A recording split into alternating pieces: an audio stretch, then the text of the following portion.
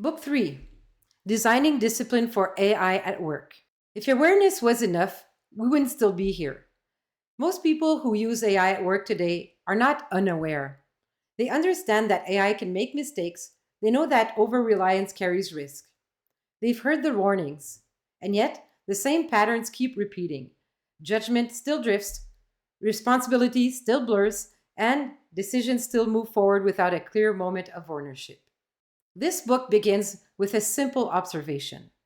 Knowing better does not reliably lead to acting differently, especially not under pressure. Pressure changes behavior.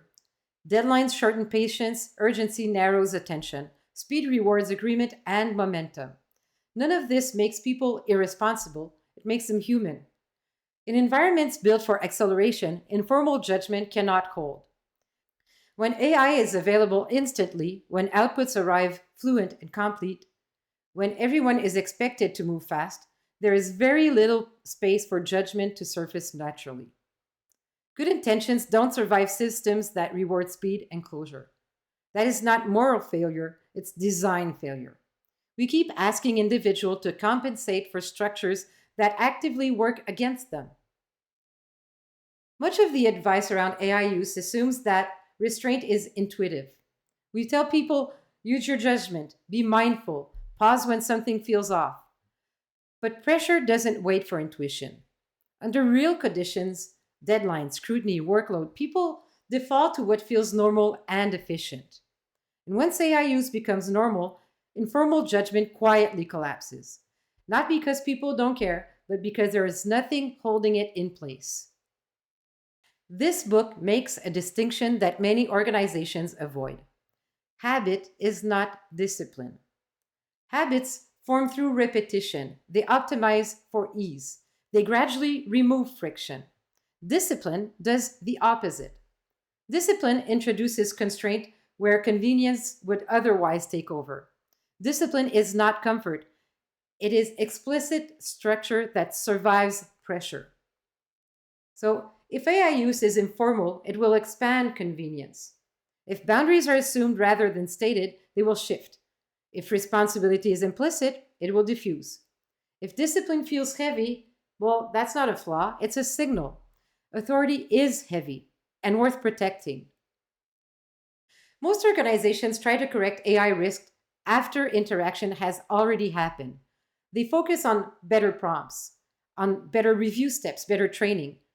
But by that point, the most important decisions have already been made implicitly. This book starts earlier, before that. It insists that authority decisions be made before AI interaction occurs. Not after output appears, not after review begins, before. That is the only moment where authority can be designed rather than repaired. This book introduces two methods: assist, which governs whether AI may assist at all in this task, and prompt, which governs how interaction unfolds once assistance has been authorized. These methods are not tools, they are not optimizations, they are not productivity techniques at all. They do not make AI better. They do make decisions clearer, though. They force explicit answers to questions that are otherwise handled silently. Okay, so is AI appropriate here?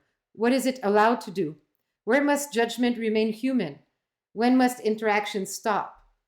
They preserve decision ownership by design. This book is for people who make consequential decisions, for people whose work affects others, for people whose decisions travel downstream, and for people who remain accountable long after the output is gone. It's for leaders, advisors, professionals, and teams who cannot afford ambiguity about who decided what. This book is not about optimization, it's about authority. So, this book does not guarantee better outcomes. It guarantees something more fundamental, that when AI is involved, you can clearly point to where the decision was made.